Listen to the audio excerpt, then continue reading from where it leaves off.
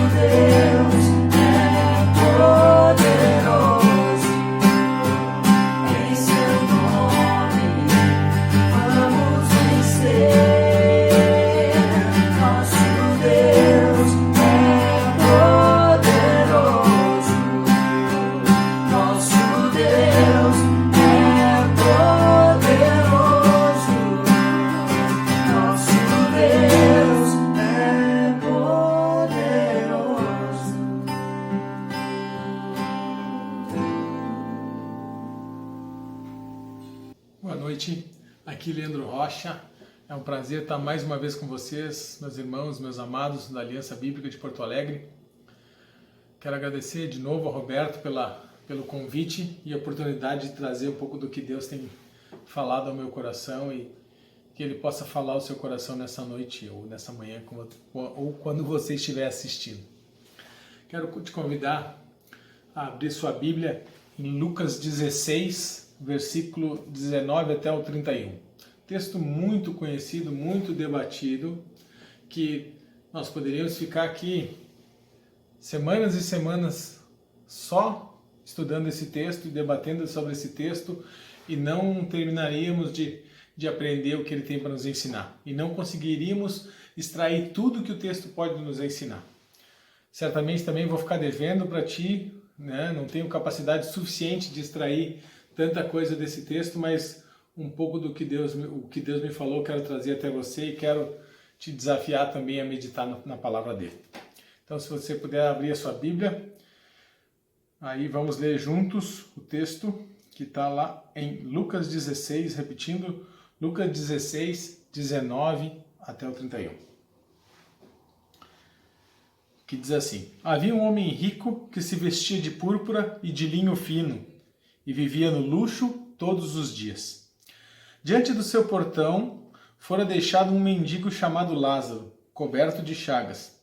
Este ansiava comer o que caía na mesa do rico, e, em vez disso,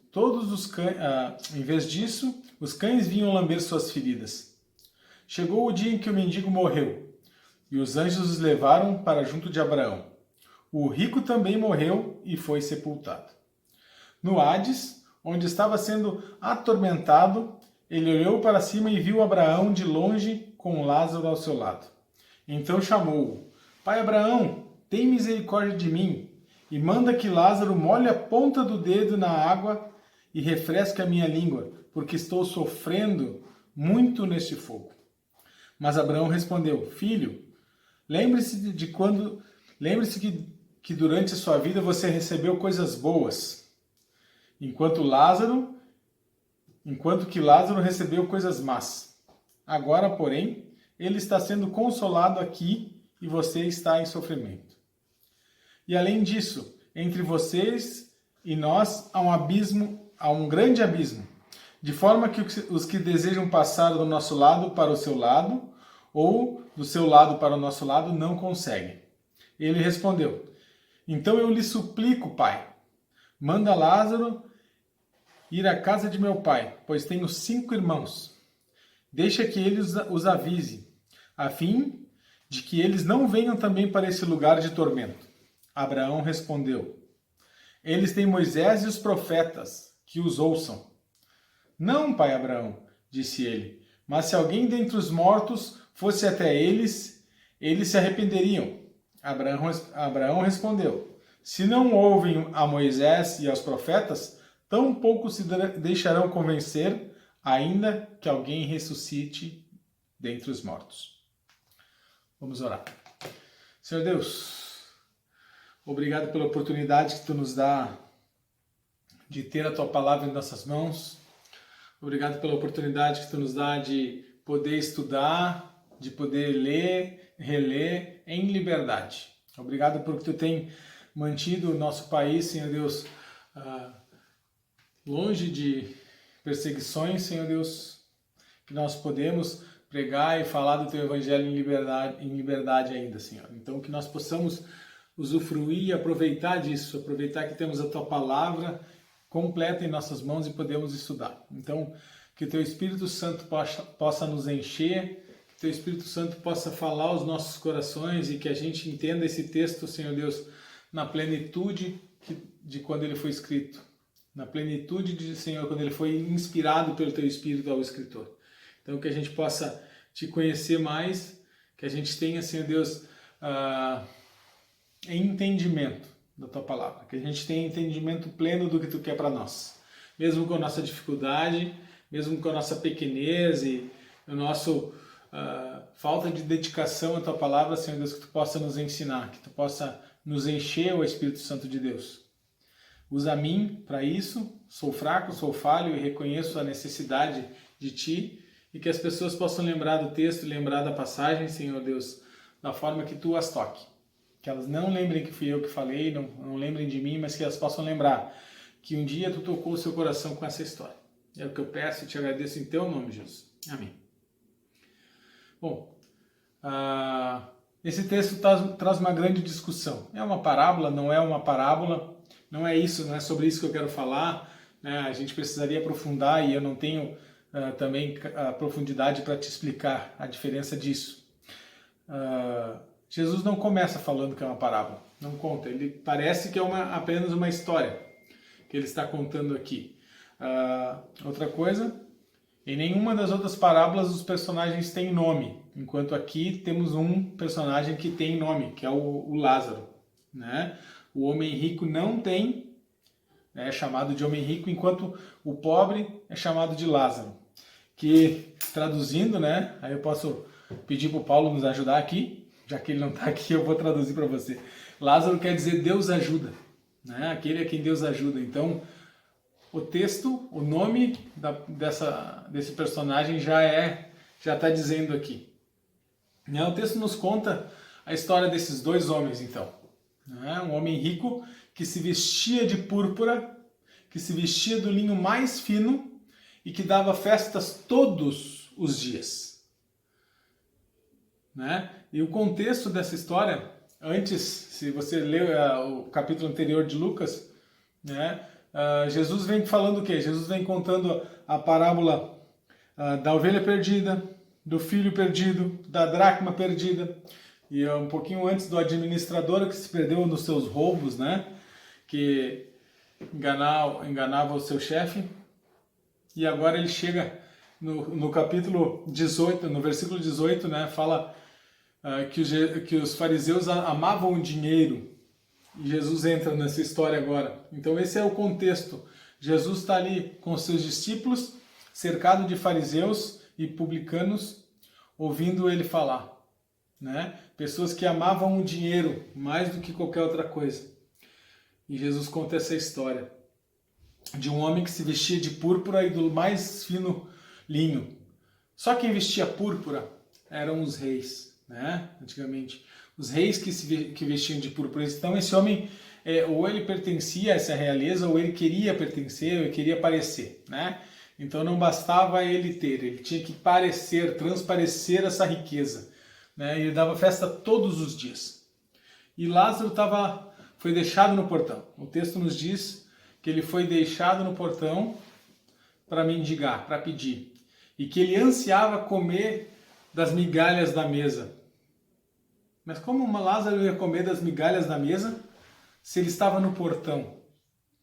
Né? Então isso nos mostra o quanto eram ricas essas festas, o quanto as coisas sobravam. Então quando a gente ouve esse texto, a gente é diretamente sempre levado a pensar no inferno, céu e inferno. Né? Como foi para lá, como veio para cá, o que eu tenho que fazer, o que eu não posso fazer, como eu vou para o céu, o que eu tenho que fazer para não ir para o inferno. O texto não nos fala. Né? A história não nos conta o que Lázaro fez. Lázaro em nada era merecedor. Em nenhum momento aparece, não, Lázaro era um mendigo que era bom. Lázaro amava a Deus, Lázaro fazia... Não fala. O texto não fala do relacionamento de Lázaro com Deus. O texto só fala que Lázaro queria se alimentar e não conseguia, e não podia. Né? Que era pobre, que era sofredor. Não explica o que ele fez. Só nos diz que ele foi levado aos céus pelos anjos. Enquanto o rico diz o que ele fez. Né? Quem ele era. O rico, a história nos conta quem era esse rico, como ele se vestia, o que ele fazia, né? As suas luxúrias, que ele fazia festa todos os dias. Então é um pouco da história, nos deixa claro o que ele fazia para acabar onde acabou. Né? Então assim, esse texto, ele falou profundamente no meu coração. Ele falou diretamente a mim sobre a minha incapacidade de enxergar o outro. A minha incapacidade, né? Ou a minha capacidade de deixar de sentir o cheiro do outro. De deixar de querer estar com o outro. Como é fácil a gente se fechar no nosso mundo. A gente se fechar nas nossas coisas e esquecer o outro. Então esse texto não é só sobre céu e sobre inferno. Por isso que eu te digo que se a gente pegasse e aprofundasse, a gente poderia passar dias e dias estudando esses versículos. Só esses versículos a gente conseguiria extrair muita coisa.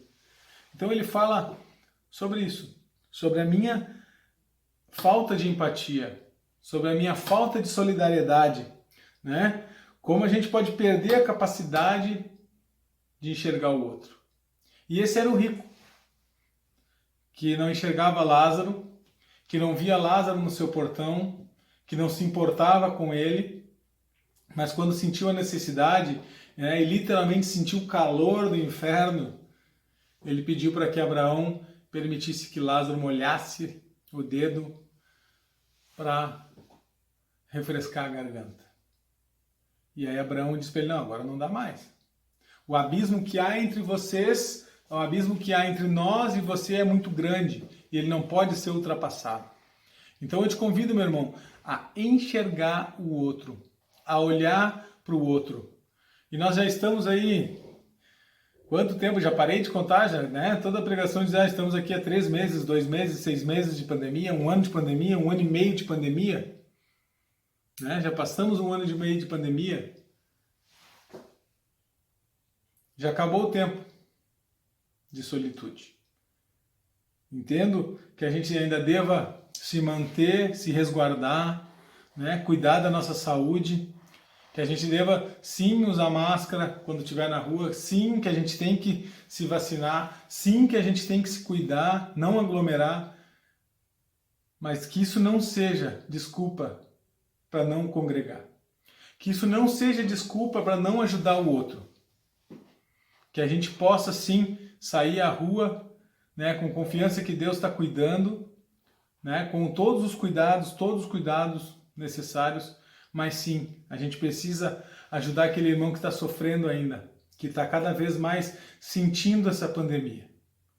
Então é um desafio para ti, é um desafio para mim, de poder enxergar o outro, de querer estar junto com o outro.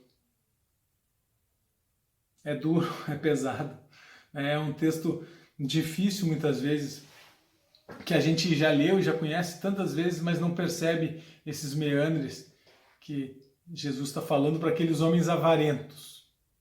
Jesus está falando para aqueles homens que no texto anterior diz que amavam mais o dinheiro do que qualquer outra coisa. Então a gente tem que saber que você tem que amar o seu irmão, que você tem que enxergar o seu irmão. A gente sabe que primeiramente aceitar Jesus. Jesus transforma a nossa vida, Jesus transforma aquilo que você entende, aquilo que você lê. Você precisa ter comunhão com Ele primeiramente, mas a gente precisa ter comunhão com o outro também.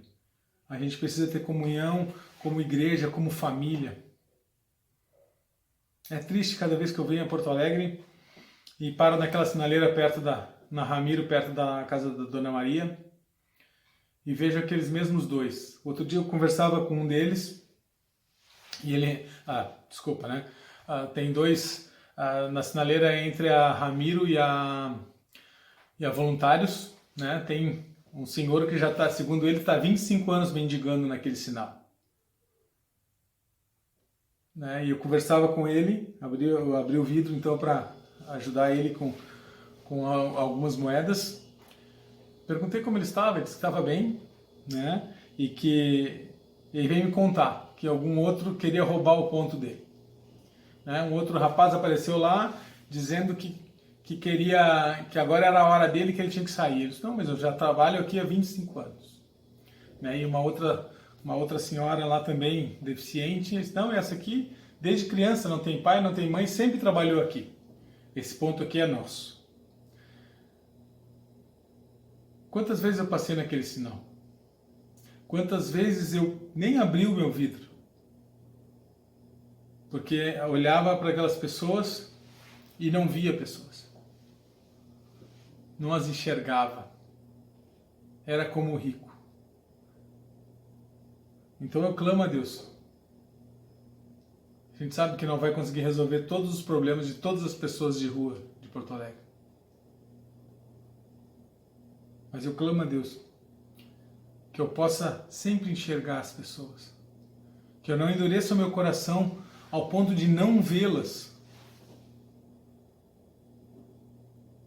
Nada que eu faça vai ajudar elas plenamente. Só Jesus pode levá-las ao céu, mas eu posso sim ajudá-las. Eu posso sim ter uma palavra de amor, uma palavra de misericórdia, mesmo com aquele que está cheirando mal, que está fedendo. Eu posso. Não sou melhor do que ele. Também sou um pecador. Mas um pecador que foi amado por Jesus e teve a sua vida transformada por ele. Assim como você. E se você acha que a sua vida ainda não foi transformada, que a sua vida ainda não foi modificada por ele, clame. Entregue a sua vida a Ele, entregue plenamente aquilo que você tem guardado a Jesus. Deixa que Ele te transforme. Não seja como o rico, avarento. E você não precisa se vestir de púrpura para ser avarento. Você pode ser avarento no pouco que você tem. E a gente pode ser misericordioso mesmo tendo muito. A gente pode ser amável com o outro mesmo tendo muito. Conheço empresários que recebem muito por mês, que têm muito dinheiro e são tão humildes quanto um pobre. Não conheço a vida íntima deles. Aparentemente são pessoas humildes, pessoas simples, pessoas de bom trato.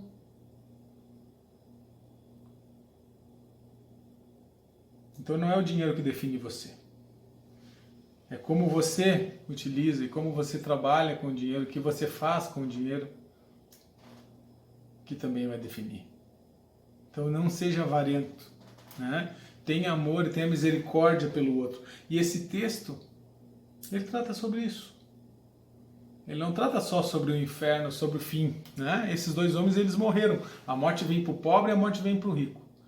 Mas esse texto, ele trabalha o caminho. Esse texto, ele também nos ensina como andar antes disso. Não fala que Lázaro morreu em seguida.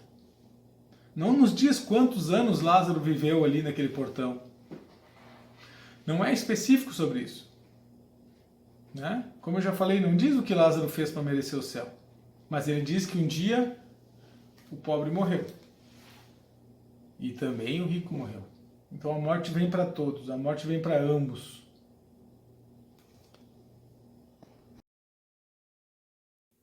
Essas pessoas que estavam ali ouvindo essa história, né? De esse homem que era rico, que era muito, que dava essas festas tremendas, eram os fariseus, supremacistas, racistas, se assim podemos dizer, da época, né? Avarentos, sem empatia, sem misericórdia, né? Eram homens que não pensavam no outro, só pensavam vamos dizer assim, na lei, né? Em cumprir a lei. Não que eles cumprissem, mas sim que eles se diziam que era necessário, e o cumprimento da lei era deixar muitas vezes o outro de lado, aquele pecador, né? Jesus era muitas vezes perguntado, questionado por que ele andava com prostitutas, com pobres, né? Com cobradores de impostos, e Jesus está dizendo, respondendo a esses homens com essa história, né? Quem eram essas pessoas com quem ele andava, né? E para onde essas pessoas iriam, qual era o fim dessas pessoas, né? Então, seguindo no nosso texto, a gente pode ver que nesse contexto Jesus conta essa história.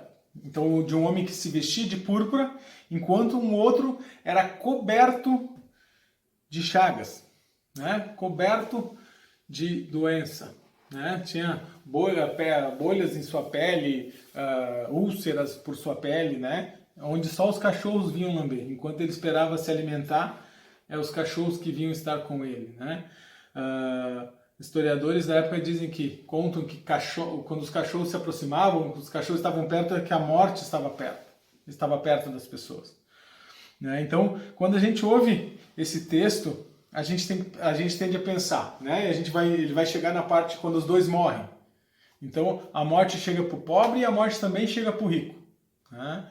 E o texto nos diz que o pobre é levado aos céus pelos anjos, enquanto o rico é sepultado, né? Na tradição judaica, o Velho Testamento vai falar em Sheol. Aqui no Novo Testamento vai nos falar sempre, né? Já não é mais escrito em hebraico, e sim em aramaico ou grego, ele vai falar em Hades, tá? Então, o Sheol, na tradição judaica, ele pode ser entendido, e de novo, a gente precisaria aprofundar e estudar mais isso para poder ter um grande conhecimento, mas um breve apanhado. O Sheol, para o judeu, ele poderia ser o mesmo lugar, então, onde o inferno estaria embaixo e o céu em cima, dividido por um muro. Por isso que aqui no texto Jesus fala que o rico viu Lázaro lá em cima. E é interessante que o Lázaro, ele foi jogado, né, lá no portão, e não fala nenhuma vez que alguém o alimentou, ou que esse homem deu bola, ou conversou com ele, ou falou com ele, né? E sim que ele ficava lá.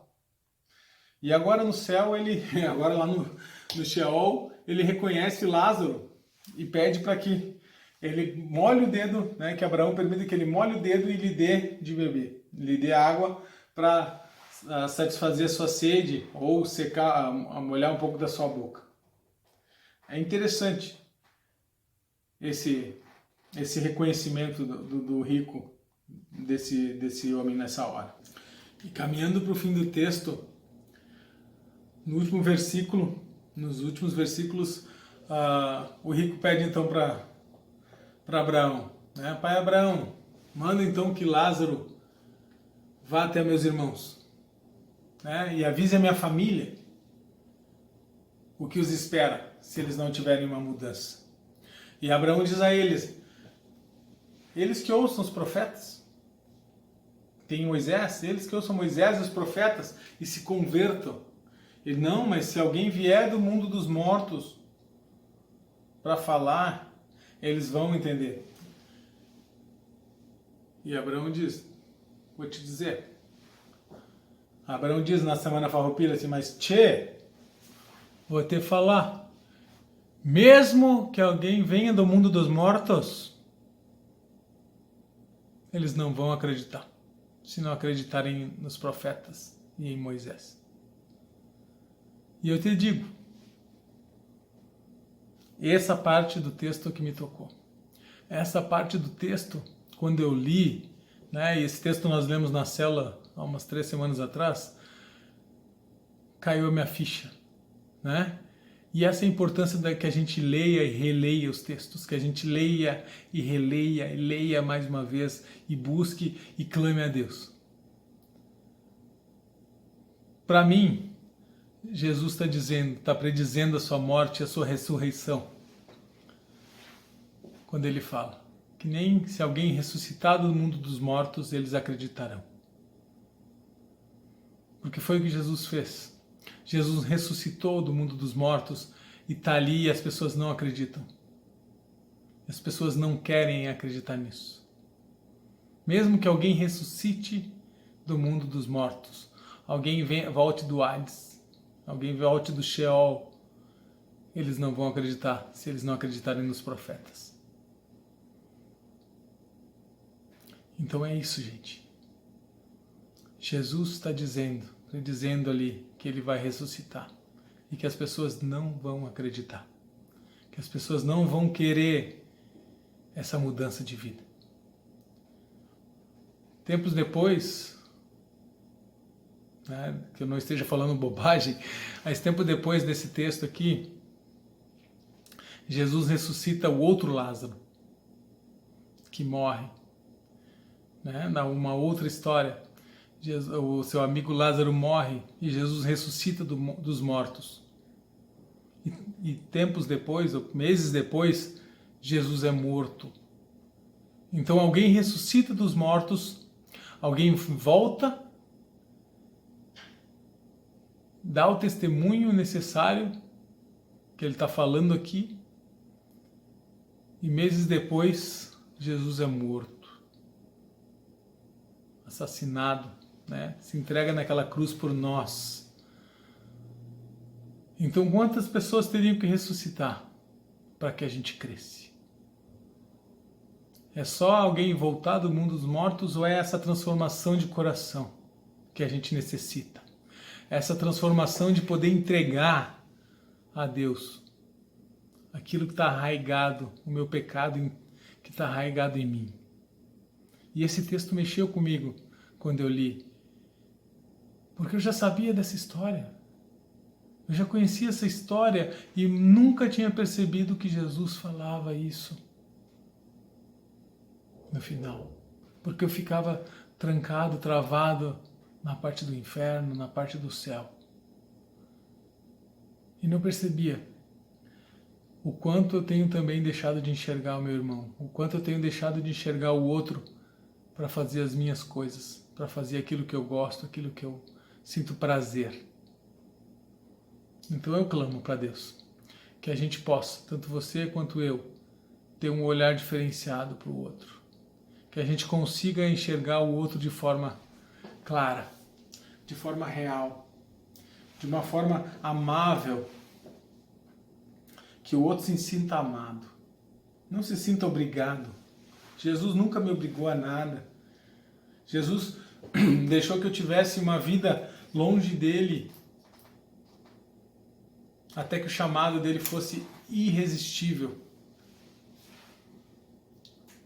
Jesus permitiu sim que eu fizesse bobagens, né? A minha vida foi dirigida por mim por 20 anos, mas ele não permitiu que nada acontecesse.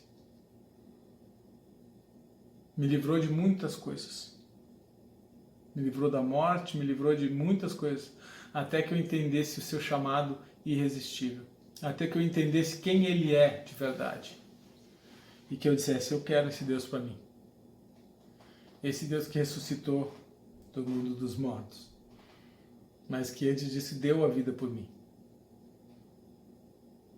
que se entregou por mim, para que eu tivesse hoje aqui falando para você, abrindo meu coração e dizendo que eu preciso mais e mais dele, que eu preciso mais e mais conhecer a ele, que eu preciso mais e mais ler dessa palavra, buscar, orar, clamar, que eu preciso de você, que eu preciso da comunhão. E eu te desafio, olha para o lado, olha para quem não conhece Jesus, tenha uma palavra de afeto nessa semana por alguém, tenha uma demonstração de carinho por alguém, seja Jesus estendendo a mão, não seja avarento, não guarde para você o que Deus te deu, seja carinhoso, seja amável como Jesus foi, comendo, estando com pessoas que os outros entendiam não ser merecedores, mas que Jesus sabiam que eram necessários, que ele era necessário naquela casa, que ele era necessário naquela vida para que houvesse modificação. Então seja a mão de Deus estendida ao outro. Seja essa pessoa que Deus envia.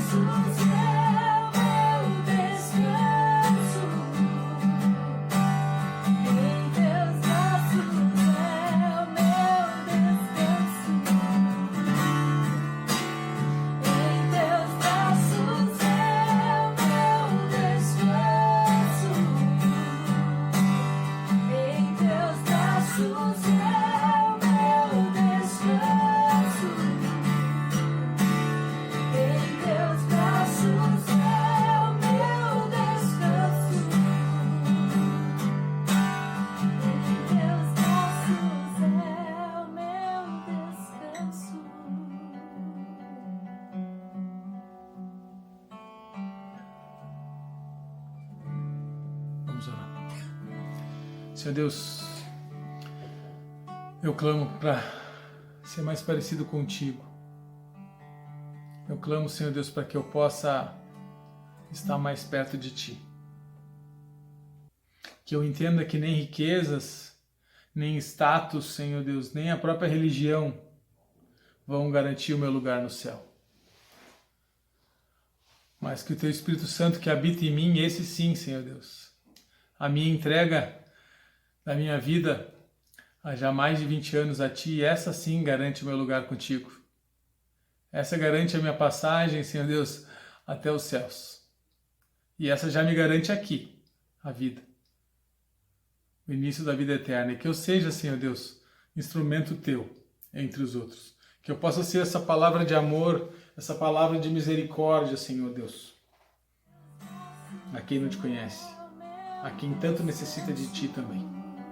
Por favor, Jesus, eu clamo a Ti, sei conosco.